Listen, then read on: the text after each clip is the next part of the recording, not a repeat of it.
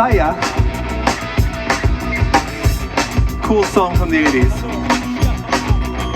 יושבים שעות מחכים שמשיח יבוא, משיח איש מפתח ידו בכל ויד כלבו ענן סמיך וירוחם ממצמץ בשפתיו, יהודה מסתכל בשעון ומפלפל בעיניו.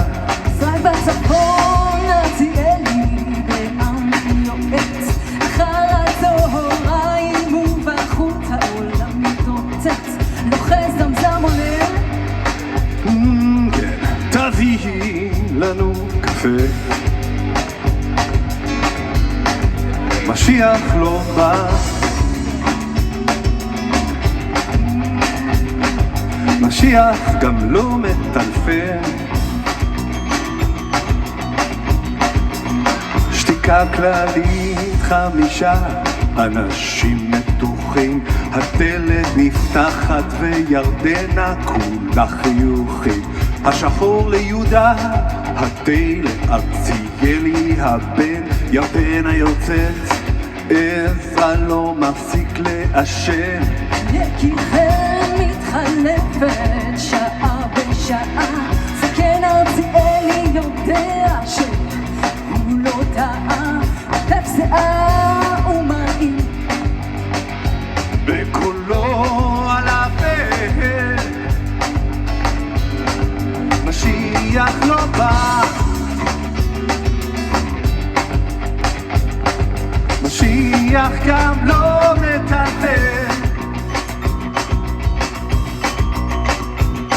פעמון הכניסה מנסרת תפשט המזגן, מקביץ את ירוחם לדלת חוסך בעשן, ארציאלי הבן מסתכל עליו מהצד, ובפתח מתגלה שוטר עם הכובע ביד.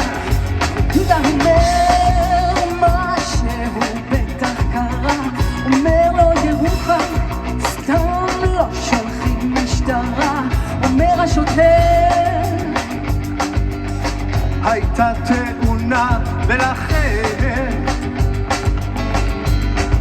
משיח לא בא, משיח גם לא מטלטל, תאונה למי שואל, ארציאלי הבן, תאונה למדינה עונה השוטר המסכן, הבורסה נפלה, אנשים קופצים מהגג, גם משיח קפץ והודיע שהוא נהרג.